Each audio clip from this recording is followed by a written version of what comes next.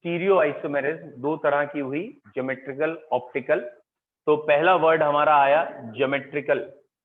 Geometrical में हमने पहले कहा कोऑर्डिनेशन नंबर 4 में होगी और 6 में, इससे कम में नहीं होती है। कोऑर्डिनेशन नंबर 4 में दो तरह की ज्योमेट्री हो सकती थी या हाइब्रिडाइजेशन शेप हो सकती थी, एक DSP2 और एक SP3। SP3 में ये वाली आइसोमेरिज्म नहीं होती, क्योंकि उसमें सिर्फ एक ही ज्योमेट्री पॉसिबल है, टेट्राहेड्रल, या ये कहें एक ही एंगल पॉसिबल है, दूसरा एंगल ही नहीं है। यहाँ दो तरह के एंगल हो सकते हैं, 90 और 180, और इसीलिए यहाँ पे ये आइसोमर्स हो सकते हैं कोऑर्डिनेशन नंबर 4 में, स्क्वायर प्लेनर ज्योमेट्री में। और इसमें भी आपको स्पेशली कहा है MA2 या पहले MA4, MA3B या फिर MAA ट्वाइस, अगर ये आ गए तीनों तो ये आइसोमेरिज्म नहीं होगी। ये इंपॉर्टेंट था ये समझना कि अगर एक ही जैसे 4 लगे हैं या 3 लगे हैं या सिमेट्रिकल जो है 2 बारी आ गए, तो इन चारों केसेस या इन तीनों केसेस में नहीं। तो ज्योमेट्रिकल आइसोमेरिज्म कब होगी बेटा? या तो MA2B2 हो, या फिर MA2BC हो, या MAB ट्वाइस हो। और इन केसेस में हमने कल पढ़ लिया है दो आइसोमर बनाने हैं, एक सिस और एक ट्रांस। और अगर MABCD आ गया तो 3 बनाने हैं, जिसमें 2 सिस होंगे और एक ट्रांस। फिर हमने कहा था कोऑर्डिनेशन नंबर 6 में भी ये आइसोमेरिज्म हो सकती है, और फिर वही पॉइंट कब नहीं होगी और कब होगी। तो इसमें 3 केसेस स्पेशली याद रखिए, MA6, A5B and most important is MAA whole thrice. और ये बड़ा ज्यादा इंपॉर्टेंट है, इवन ये कंपटीशन में बहुत पूछा जाता है कि ये ज्योमेट्रिकल नहीं शो करता। यह भी रीजन आपको दिख जाएगा क्यों पूछा जाता है। फिलहाल MAA होल थ्राइस की ज्योमेट्रिकल आइसोमर नहीं है, ठीक है। अब इसके बाद कौन शो करेगा? तो कल हमने पढ़ लिया है A4B2 करेंगे, A4BC करेंगे और A3B3 भी करेगा। लेकिन A3B3 में सिर्फ ट्रांस वर्ड लिखने की जगह हम फैक्ट और मर वर्ड बोलते हैं, फैक्टमर आइसोमेरिज्म, जिसमें फेशियल और मेरिडोनल था। इसके अलावा इसमें बहुत सारे और आ सकते हैं, यानी MAA ट्वाइस B2 अगर दिया है तो वो भी करेगा। ऐसे एग्जाम्पल बना के देखने हैं। और अगर MABCDEF आ गया तो 15 ज्योमेट्रिकल आइसोमर बनते हैं। इसमें सिस और ट्रांस की बात नहीं करनी है, बस ये याद रखना है 15 ज्योमेट्रिकल आइसोमर आएंगे। ओके, ठीक है बच्चों। बोर्ड मैंने यहाँ पे A3B3 बस जो लिखा है वही आपके बोर्ड उसमें नहीं है पिक्चर में, बाकी सब है, ठीक है। नेक्स्ट, यहाँ तक क्लियर है। और ये हमने कल का रिवाइज किया था, ठीक है। अब एक आध एग्जाम्पल खाली मैं बना के दिखा रहा हूं, बहुत ज्यादा नहीं। एक आध एग्जाम्पल हम देखते हैं कि ज्योमेट्रिकल आइसोमेरिज्म का क्या है। जैसे उन्होंने ये क्वेश्चन दिया है बेटा, let suppose cobalt EN twice Cl twice, और उन्होंने कहा है क्या ये सिस और ट्रांस में एग्जिस्ट करेगा या नहीं करेगा, और बना के दिखाएंगे। ऐसे कोई क्वेश्चन सपोज, अभी आप मत बनाइए, अभी मैं आपको ऑप्शन दे रहा हूं कि आप समझने की कोशिश करिए। ये मैंने लगाया कोबाल्ट, और मैंने यहाँ लगाया एक Cl, यहाँ लगाया एक Cl, और बच्चों यहाँ EN ग्रुप है। समझ में आ रहा है ना इस गोले का क्या मतलब है? ये EN एक बाइडेंटेट लिगेंड है, तो ऐसे लगाया है, ठीक। अच्छा, मैंने क्या किया, एक ये बनाया और एक ये बनाया, होपफुली यहां तक तो आ रहा है, ठीक है। एक EN ये लगा है, EN बाइडेंटेट है, एक EN ये लगा है, और जो भी दो क्लोरीन थे ये लगे हैं, बीच में कोबाल्ट लगा है। अब ये दो फोटो आपके सामने मैंने बना दी, ठीक है। नाउ द क्वेश्चन इज, अगर ये आइसोमर है तो कौन सा सिस है, ट्रांस है, ठीक है। दे आर आइडेंटिकल, तो इसके लिए आंसर आएगा दीज टू आर आइडेंटिकल। क्यों है आइडेंटिकल?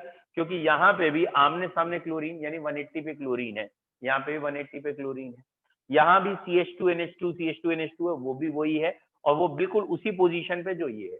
तो दीज टू आर आइडेंटिकल, तो ये पहचानना आपको ज्यादा जरूरी है। जो आपने अच्छा पहचाना है ये आइडेंटिकल है। तो अब आइडेंटिकल तो पहचान लिया, तो ऑब्वियसली क्या ये सिस ट्रांस एग्जिस्ट करता है, तो वो भी बना के दिखा देते हैं। तो ये वाले आइसोमर को अगर आप ऐसा बनाएं कि यहाँ पे बेटा एक EN दिखाएं, यहाँ पे एक EN दिखाएं, मैं EN को थोड़ा आलस में ऐसे दिखा देता हूँ, EN ऐसे लिख देता हूँ, और ऑब्वियसली एग्जाम के हिसाब से आप पूरा ही लिखिएगा। और ये 2 क्लोरीन लगे हैं, तो शायद अब आपको दिख गया हो कि इस कोबाल्ट से 2 क्लोरीन 90 पे है, और जबकि यहाँ कोबाल्ट से 2 क्लोरीन 180 पे है, तो ये ट्रांसफॉर्म हो गई, वो वाली फॉर्म सिज हो गई। तो ये बना लीजिए, ये इंपॉर्टेंट है कि एक सिज है, एक ट्रांस है। यहाँ पहला वाला ट्रांस है, दूसरा वाला सिज है, और बट नेचुरल आपको दिख ही रहा है 90 और 180 के रिलेशन की वजह से है। ठीक है,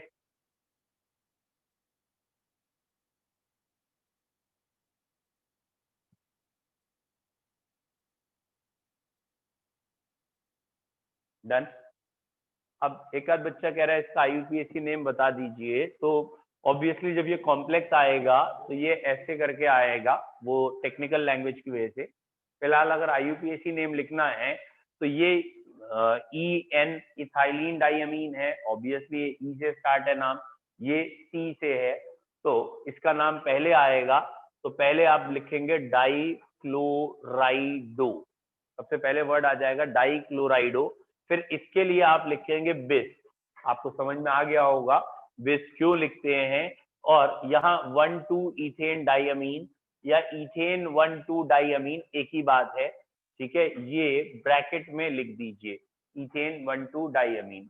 तो पहले इसका नाम आ गया, फिर इसका नाम आ गया, अब इसका नाम लिखना है, तो ऑब्वियसली ये कोबाल्ट है, और ये कोबाल्ट ही लिखा जाएगा क्योंकि ये कैटायनिक कॉम्प्लेक्स है, और कैटायनिक कॉम्प्लेक्स में सेंट्रल मेटल का जो नाम होता है वही लिखा जाता है, उसमें कुछ और नहीं लगाया जाता, तो कोबाल्ट ही लिखेंगे। इसकी ऑक्सीडेशन नंबर 3 दिख रही है, तो ऑक्सीडेशन नंबर 3 लिख देंगे। और अगर आपकी इच्छा है तो आप आगे एक शब्द लगा सकते हैं ION, आयन शब्द, और नहीं लगाते तो कोई दिक्कत नहीं है, ठीक है। मतलब NCERT ने कहीं भी आयन लगाया नहीं है, इसलिए मैंने कहा नहीं लगाते हैं तो कोई दिक्कत नहीं है, बट आयन लगाना चाहिए। जैसे अगर मैं आपसे पूछूं ये क्या है, ठीक है, तो ऑब्वियसली कई बच्चे जानते हैं ये कार्बोनेट है, तो आप कार्बोनेट कहोगे तो मान लेंगे, लेकिन एक्चुअली ये कार्बोनेट आयन होता है ना, तो ये कार्बोनेट आयन ज्यादा अच्छा टर्मिनोलॉजी है कि ये कार्बोनेट का आयन है। और अगर आप इंडिविजुअली कार्बोनेट कह रहे हैं तब भी समझ में आ रहा है ये कार्बोनेट है। तो वही है, एनसीईआरटी ने जो क्वेश्चंस दिए हैं अपने, उसमें आयन शब्द नहीं लगाया है, तो आयन लगा हो या नहीं लगा हो उससे मतलब नहीं है। ये IUPAC नेम आ गया। किसी को डाउट है इसमें ज्योमेट्रिकल आइसोमेरिज्म में, जो कल का टॉपिक था? ठीक है, जो ऑनलाइन वाले हैं वो वही पुराना झर्रा 1 लिख दीजिए, 2 लिख दीजिए, और 1 लिख ही दिया है एक दो बच्चों ने, वेरी गुड। तो आप लोगों को समझ में आ गया ज्योमेट्रिकल। नेक्स्ट हेडिंग का नाम है बच्चों ऑप्टिकल आइसोमेरिज्म। ज्योमेट्रिकल के मुकाबले ऑप्टिकल में बहुत कम पढ़ना है, जो भी मेन कंसेप्ट है वो ज्योमेट्रिकल में ही है, यहाँ ऑप्टिकल में स्टडी कम है हमारी, ठीक है। तो अगली हेडिंग का नाम है ऑप्टिकल आइसोमेरिज्म, ठीक है। What is optical isomerism? बच्चों ये वही ऑप्टिकल आइसोमेरिज्म है जो आपने एक बारी पहले हेलो एल्केन्स या जो ऑर्गेनिक का पहला चैप्टर है आपका, उसमें थोड़ी बहुत पढ़ी है, वही वाली ऑप्टिकल है। तो बेसिकली ऑप्टिकल आइसोमेरिज्म को चाहे वहां से रिवाइज कर लीजिए, वही वाले वर्ड हैं, यहाँ पे भी कोई नए वर्ड नहीं है। पहला पॉइंट वहां क्या था ऑप्टिकल आइसोमेरिज्म के लिए, कि प्लेन पोलराइज लाइट होती है, और प्लेन पोलराइज लाइट के पाथ में, what is plane polarise light? जिसके सारे के सारे वाइब्रेशन एक प्लेन में हो, तो एक प्लेन में ये लाइट चल रही है, that is plane polarise light, और इसके पाथ में कोई सब्सटेंस या सोल्यूशन आ गया, और इसके आने के बाद ये लाइट सीधे नहीं जा पा रही है, ये लाइट किसी एक तरफ बेंड हो गई है, क्लॉकवाइज, एंटी क्लॉकवाइज, में भी सीधे भी चली गई है। तो 3 तरह के ऑप्टिकल आइसोमर हमने वहां पढ़े थे, कहाँ पे? ऑर्गेनिक में। एक फॉर्म जिसे डी कहा था, एक फॉर्म जिसे एल कहा था, और तीसरी फॉर्म जिसे मीजो कहा था। तो व्हाट आर ऑप्टिकल आइसोमर्स? बेटा ऑप्टिकल आइसोमर्स क्या होते हैं? Those compounds which differ only in their behaviour towards optical activity. खाली प्लेन पोलराइज लाइट के लिए इनकी एक्टिविटी अलग है, बाकी सारी प्रॉपर्टी सेम है। Melting point same, boiling point same, refractive index same, सारी जनरल प्रॉपर्टीज सेम है, खाली इन ऑप्टिकल आइसोमेरिज्म की ऑप्टिकल एक्टिविटी या केमिकल एक्टिविटी अलग होती है, मतलब बायोलॉजिकल कह लीजिए कि हमारी बॉडी डी ग्लूकोज जल्दी एब्जॉर्ब करती है, एल नहीं करती, एंड सो ऑन। तो ये ऑप्टिकल आइसोमेरिज्म थी। तो यहाँ पे भी ऑप्टिकल आइसोमेरिज्म की डेफिनेशन वही है, क्या? द ऑप्टिकल आइसोमर्स डिफर, काहे में अंतर करते हैं? Differ there behaviour towards PPL. Optical isomerism में जो अंतर है या जो आइसोमर्स में जो अंतर है, that is only their behaviour towards PPL. Plane polarise light के रेस्पेक्ट में इनका बिहेवियर अलग अलग आएगा। तो पहला आपने डेफिनेशन लिख लेनी है यहाँ के लिए कि ऑप्टिकल आइसोमेरिज्म अराइजेस या optical isomers differ in their behaviour towards plane polarized light, in their behavior towards plane polarized light, ठीक है, in their behavior towards plane polarized light। अच्छा, नेक्स्ट पॉइंट है, कुछ चीजें ऑप्टिकल एक्टिव होती हैं, कुछ इनएक्टिव होती हैं। तो जो लाइट को घुमा लेती हैं वो ऑप्टिकल एक्टिव है। तो बेटा ऑप्टिकल एक्टिव होने के लिए क्या चीज जरूरी थी? तो अगर आपको याद हो, ऑप्टिकल एक्टिविटी के लिए मेन थिंग थी कायरलिटी या कंपाउंड मस्ट बी कायरल। इसे कायरल पढ़ लो या चिरल कर पढ़ लो, एक ही बात है कि कंपाउंड क्या होना चाहिए, कायरल या चिरल होना चाहिए। What is the meaning of chiral? बेटा इसका मतलब होता है asymmetric, compound must be asymmetric. What is asymmetry? कि किसी भी तरीके की कोई भी सिमेट्री नहीं आनी चाहिए। बेटा सिमेट्री सॉलिड स्टेट का एक टॉपिक है जिसमें हम मेनली 3 तरह की बात करते हैं। One is plane of symmetry, यही यहाँ आपको देखनी है, plane of symmetry. One is axis of symmetry, ठीक है, प्लेन है, एक्सिस है, सेंटर है, और एक और होती है अल्टरनेट एक्सिस। लेकिन वो हो या ना हो उससे कोई फर्क नहीं पड़ता, ये 3 सिमेट्रियां नहीं होनी चाहिए, ठीक है। हो सकता है अल्टरनेट एक्सिस वाली सिमेट्री हो, तब भी ऑप्टिकल एक्टिव होता है। तो जब भी हम आपसे ये कहते हैं कि ऑप्टिकल आइसोमेरिज्म के लिए लाइट रोटेट करने के लिए कंडीशन क्या है, क्या सारी सिमेट्री एब्सेंट होनी होती है? तो जब कोई इतना स्ट्रेस देके पूछे तो कहते हैं ना भैया सारी सिमेट्री से मतलब नहीं होता। सिमेट्री 4 तरह की होती हैं, प्लेन, एक्सिस, सेंटर और अल्टरनेट एक्सिस। तो अल्टरनेट एक्सिस जिसे कहते हैं ना कि अल्टरनेट एक्सिस के लिए हम जनरल भाषा में कहते हैं ना कि बेगानी शादी, अब्दुल्ला दीवाना या व्हाटएवर, मतलब यहाँ इसका कोई लेना देना नहीं है इस आइसोमेरिज्म से, इस वाली सिमेट्री का इस आइसोमेरिज्म से कोई लेना देना नहीं। मतलब अल्टरनेट एक्सिस वाली सिमेट्री है तब भी आइसोमेरिज्म होती है, और कई बार ये है और आइसोमेरिज्म नहीं भी होती है। तो यानी इसका इस आइसोमेरिज्म में कोई लेना देना नहीं। तो अगर कोई आपसे कहता है क्या सारी सिमेट्री एब्सेंट होनी चाहिए, तो आप कहोगे भाई देख सारी सिमेट्री से मतलब नहीं है, इन 3 सिमेट्री ये एब्सेंट होनी चाहिए। कौन कौन सी 3 एब्सेंट होनी चाहिए? सेंटर, एक्सिस और प्लेन है, ठीक है। तो कंपाउंड मस्ट बी कायरल में हमारा यहाँ बेसिक मतलब क्या है, ये 3 तरह की सिमेट्री एब्सेंट होनी चाहिए। ये थोड़ा डीप पॉइंट हो गया, ठीक है।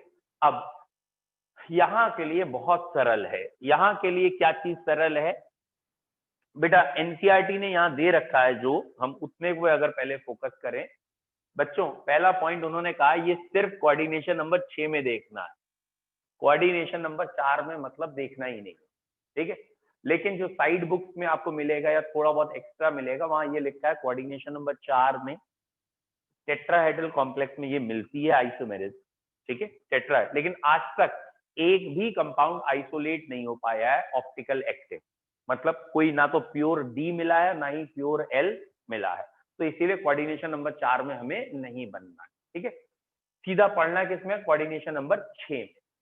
अब कोऑर्डिनेशन नंबर 6 की शेप या हाइब्रिडाइजेशन ये पता ही है आपको, ऑक्टाहेड्रल है ना।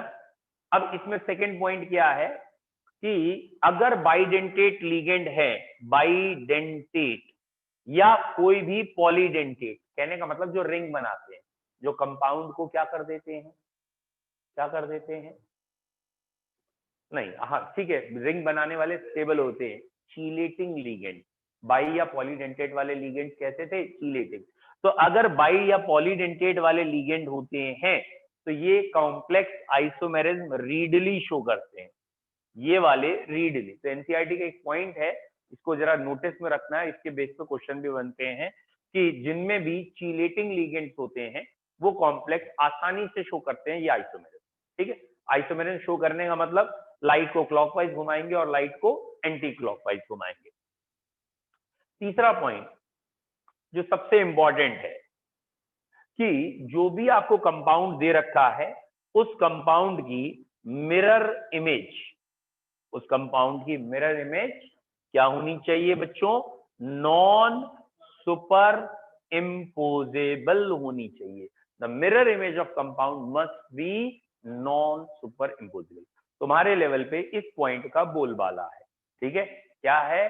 कंपाउंड की मिरर इमेज कैसी होनी चाहिए? Non super imposable. याद आ गया है? जिन्हें नहीं आया एक बार फिर सुनो। ये सरलतम भाषा है। क्या है? सरलतम भाषा।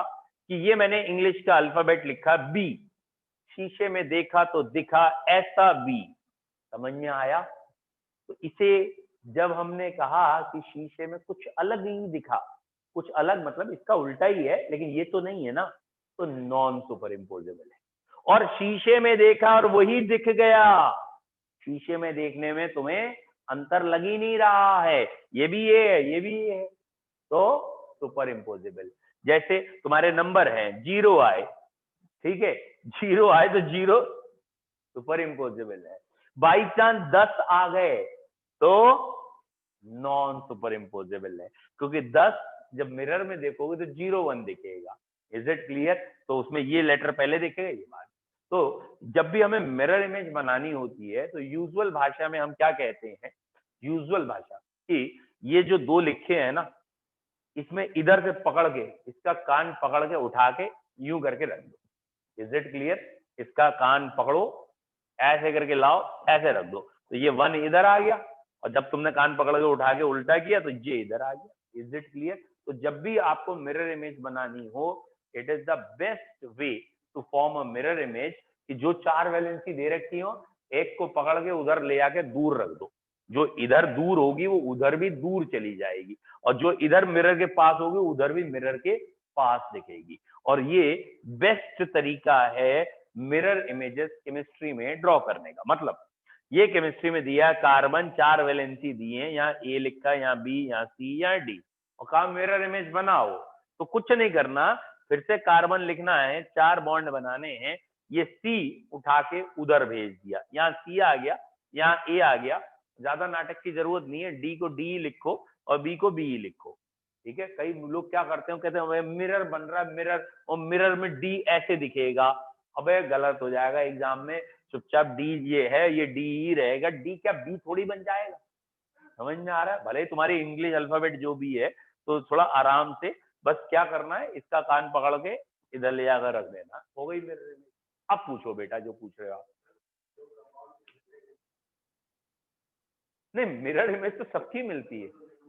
तो जो कंपाउंड अनसिमेट्रिक होते हैं उनकी मिरर इमेज सुपर इम्पोज नहीं करती, और जिनकी मिरर इमेज सुपर इम्पोज कर जाती है उन्हें हम कहते हैं सिमेट्रिक है, उनमें कोई सिमेट्री है।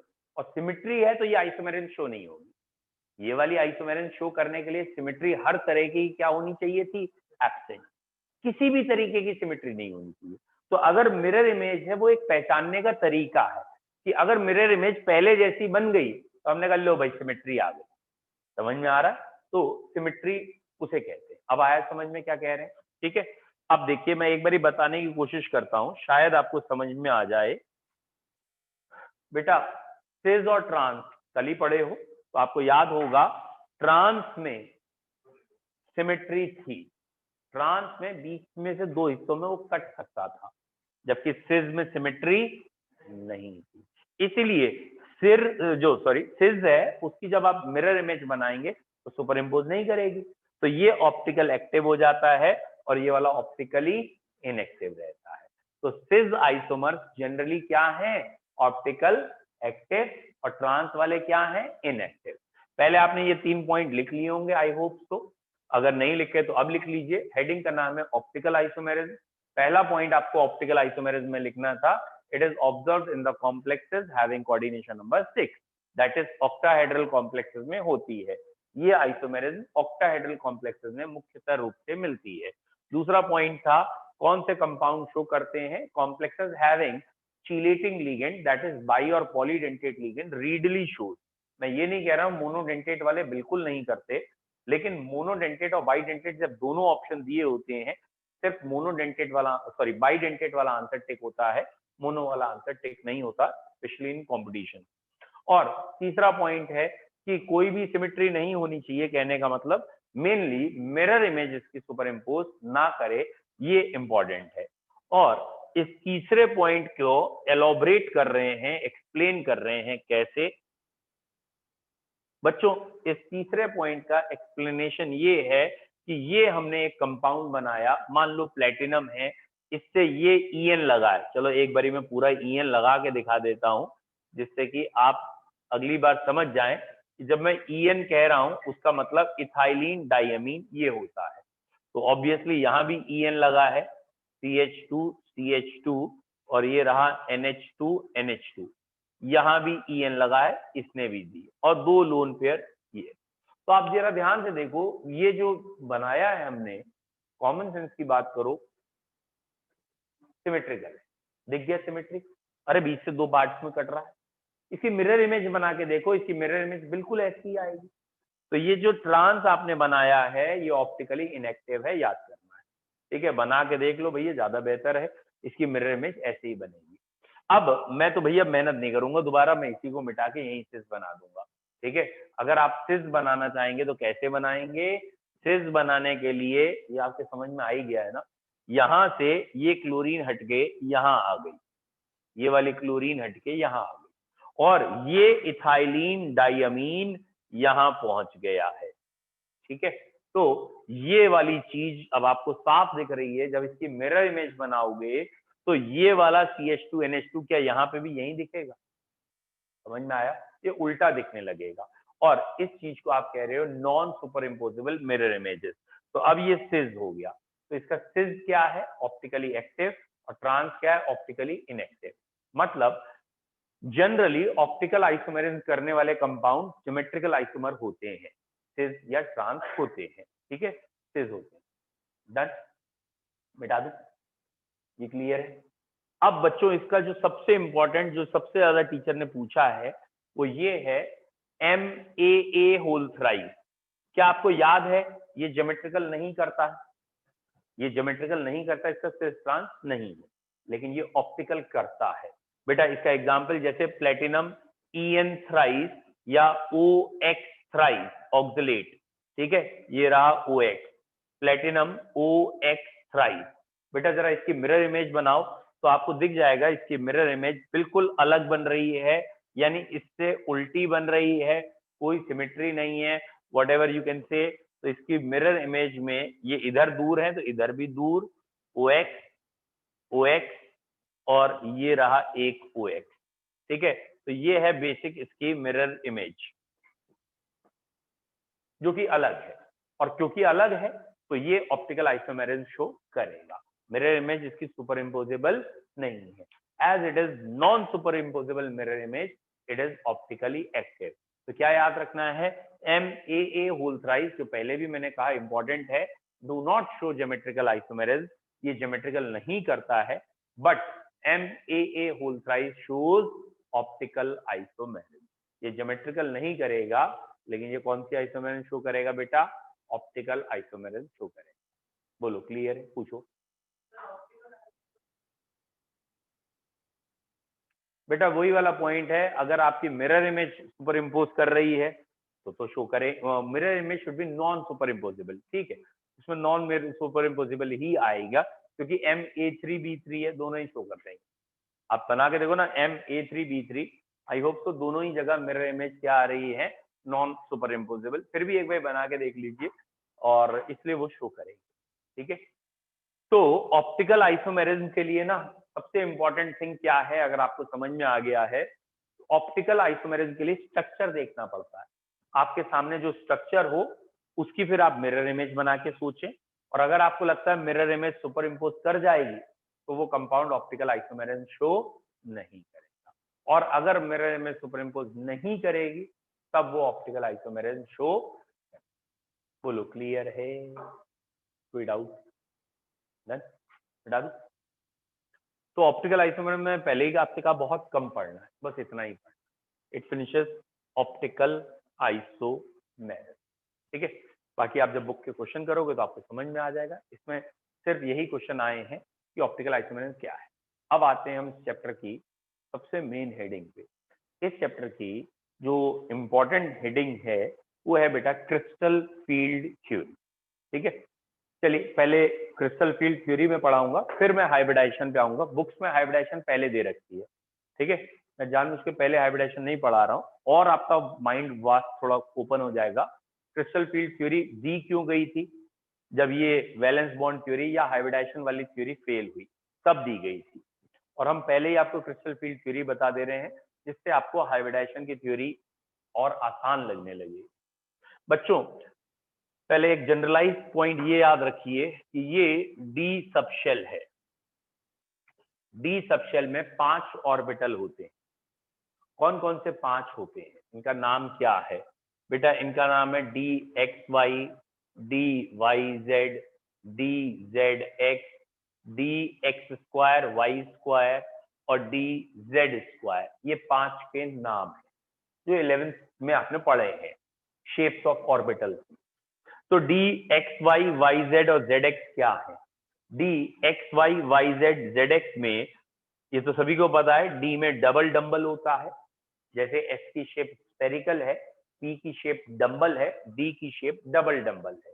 तो ये माना गया है डी एक्स वाई, ये मतलब डी एक्स वाई जिसका नाम रखा है उसका जो इलेक्ट्रॉन क्लाउड है वो इन बिटवीन द प्लेन्स है।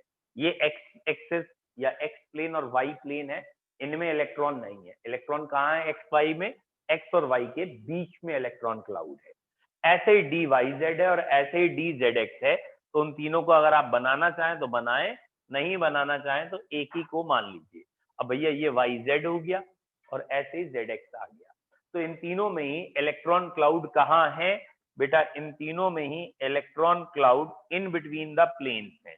ये प्लेन के बीच में है, इसे हम कह सकते हैं इन बिटवीन द प्लेन। तो ये 3 ऑर्बिटल केमिस्ट्री में कहलाते हैं नॉन एक्सियल ऑर्बिटल। बच्चों बेसिकली क्या कहना चाह रहे हैं? एक्सिस ये है और इलेक्ट्रॉन एक्सिस पे नहीं है, इसलिए ये 3 ऑर्बिटल क्या कहला रहे हैं? नॉन एक्सियल, ठीक है। और 2 ऑर्बिटल जो बचे स्क्वायर वाले हैं वो कौन है? एक है D X square Y square, ये रहा बेटा X square hyphen Y square, या जनरल भाषा में X square minus Y square कह देते हैं।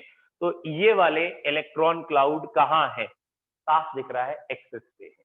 तो D X square Y square axis होता है बेटा। एक है हमारा डी जेड स्क्वायर, तो ये रहा डी जेड स्क्वायर।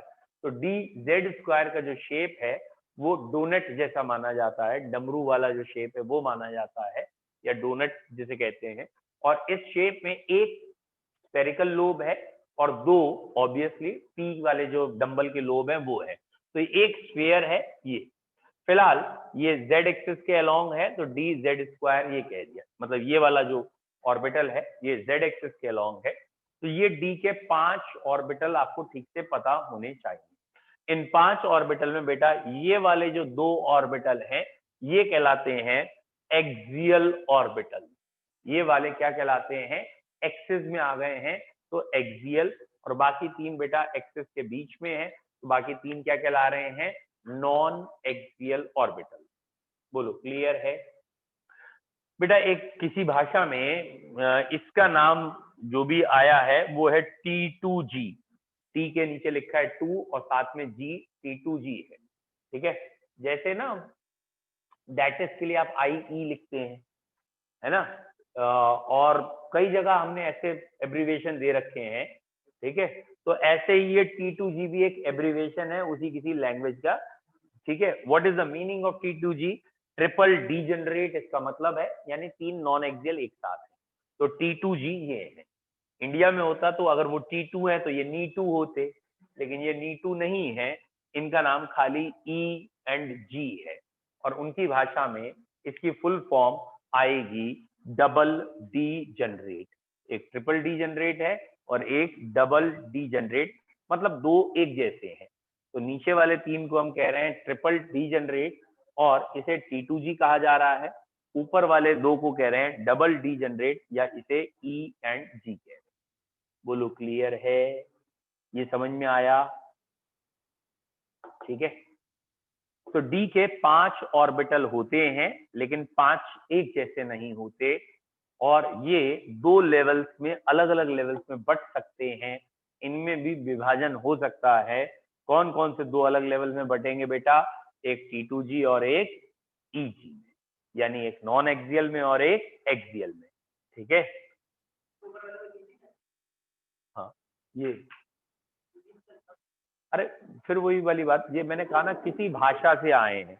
अब वही वाली कहानी है, अगर ये बाई चांस इंडिया में डिस्कवर होते तो इसके लिए हम कुछ वर्ड ऐसे रखते कि इसको आप जेडी कहेंगे, जुड़वा है, जुड़वा की शॉर्ट फॉर्म में जेडी लिखा जाता।